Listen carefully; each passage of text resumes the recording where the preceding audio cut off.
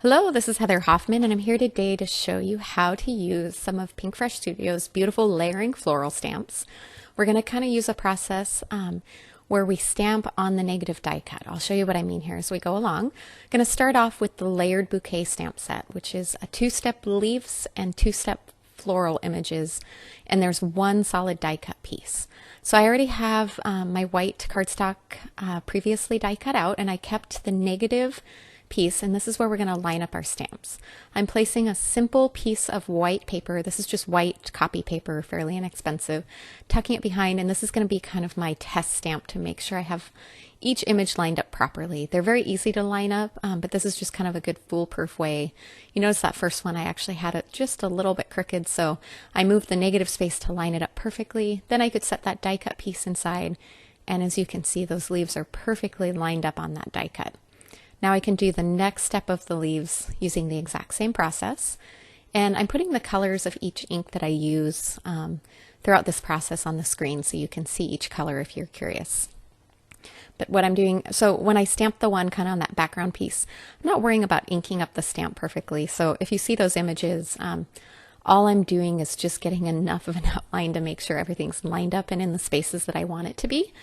And it's easiest to do this if you can get your head directly over the top. I didn't want you to have to look at the back of my head on each spot, so I'm kind of looking from the side to make sure it looks like that stamp is lined up just within that negative space nice and evenly. So if you're doing it at home yourself and you're not worried about the back of your head showing in a video, feel free to just get directly over so you get a nice smooth image. But looking from the sides is also a good way to kind of make sure that it's evenly spaced and distance from the areas that you want it to be. So again, the little test stamp, and then lay that piece in, and this is going to finish this floral bouquet. This is a great way to do multiples of this image as well.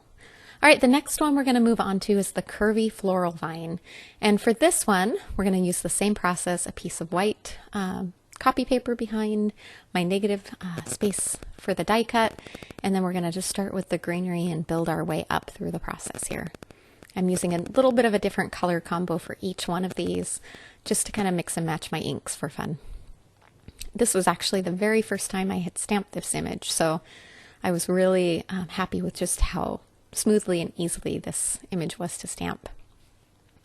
Starting off again with the leaves, and again, look on the background. I'm not stamping that perfectly, just enough to kind of see all the edges and make sure it's lined up in there where I want it to be. And then moving on to each color of ink as I build it up along. So this one is the same as that layered floral bouquet, and it has a two-step process for the greenery, and then we're going to add the flowers on there as well, and those also are a two-step stamp. They're super easy to line up on this die cut piece, and because it die cuts all in one piece, it's way easier to die cut it in advance and then stamp your images on. That way you know you're going to have perfect placement. If you wanted to stamp it ahead and then die cut, you'd have to be a little more precise on where you stamped your images. So this is a great way to ensure that you have them perfectly placed every time. And then I just save these negative pieces and I store them in my stamp set, either in the packaging or I repackage them in my own clear sleeves. All right, there's the two final steps on that one. Isn't that a beautiful image? All right, moving on to Simple Blossoms. And this one I just picked one of the large blooms and a stem and a couple of leaves. I'm not going to do every image in it. This one has several different options in it. Some of the leaves are two-step, some of them are one-step. I just picked one-step ones, and then I chose that large bloom which has a two-step process to it as well. That's a nice big solid image. So you'll notice when I do my test stamp here, again, I'm not trying to get a perfect image. I'm just making sure it's lined up in there and good. But a lot of times with these big, thick, solid images, you'll see when I stamp that and peel it up that it actually stuck onto my stamp. That's perfectly normal and not a problem. You can just peel it off real quick. But that stamp image is so large and it's a little bit sticky, especially when it's new like that. So it kind of wants to grab that cardstock out of there and just hang on to it. And you can see what I was doing there again with my head on the side, just making sure it was perfectly lined up. This one, you kind of want to aim for those points lined up in the correct spots there. And again, that stamp grabbed and picked up my die cut piece, but not a problem. Just peel it off just like I did again there. All right, now some of the greenery on there, that small thin stem. This is a particularly nice one to be able to use this method for. And on a small piece like this, I don't know if you noticed, I dipped my fingers in a little bit of water. It's something I like to do to keep little fine pieces when they're kind of sticky and they want to stick to your finger. Makes it a little bit easier just to make sure that you have it lined up where you want it to be. All right, and there you go. Little thin piece, but I was able to line that up perfectly on that little stem image. All right, we're going to move on and do the exact same thing with both of the leaves. And again, just doing my little test stamp on that background. As you can see, almost all of these are lining up perfectly on the first try. I really don't have to move that negative piece really at all on any of these, but it's nice to have that option and just kind of test and make sure before you use your die cut piece.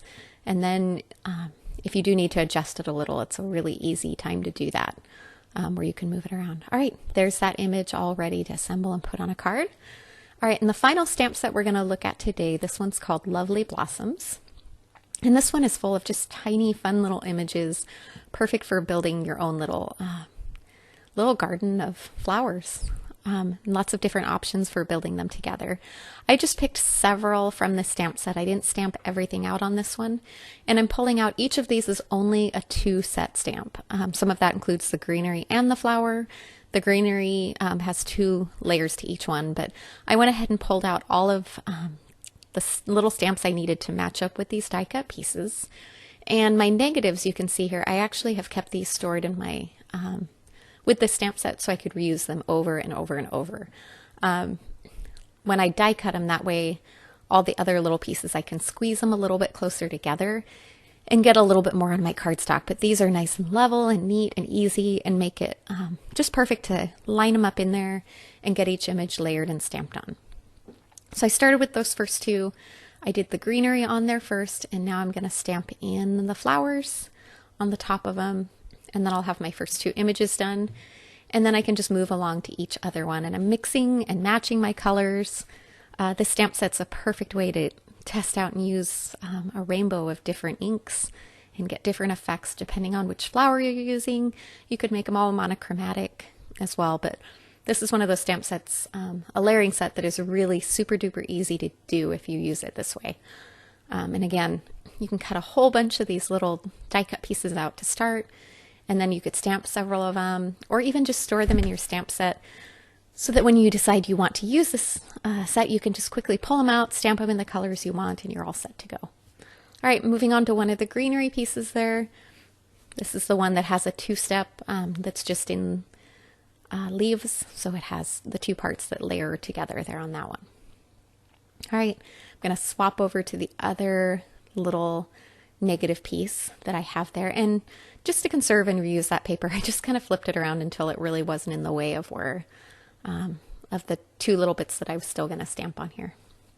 So I have one more greenery, one more flower that I'm going to add with a couple different colors. And then I can set these aside, and these are super fun to put on a card or build something fun with, and use all the different little images on there. I love the 2 steps on the leaves, especially. Those are probably some of my favorite images from this stamp set. And you can see just how simple each of these layers are to build up, to line up, and to get all assembled the way that you want them. One more to go, that last little floral. And there's so many different flowers and leaf combinations in this set, so I kind of love playing with all the different ones and choosing which ones are my favorites before I stamp and build my card out of them. All right, last one here, and then we have all of our little florals from this set put together. I'm going to move that all out of the way. And here's all our fun layered florals that we created today. Thanks so much for coming. Have a wonderful day.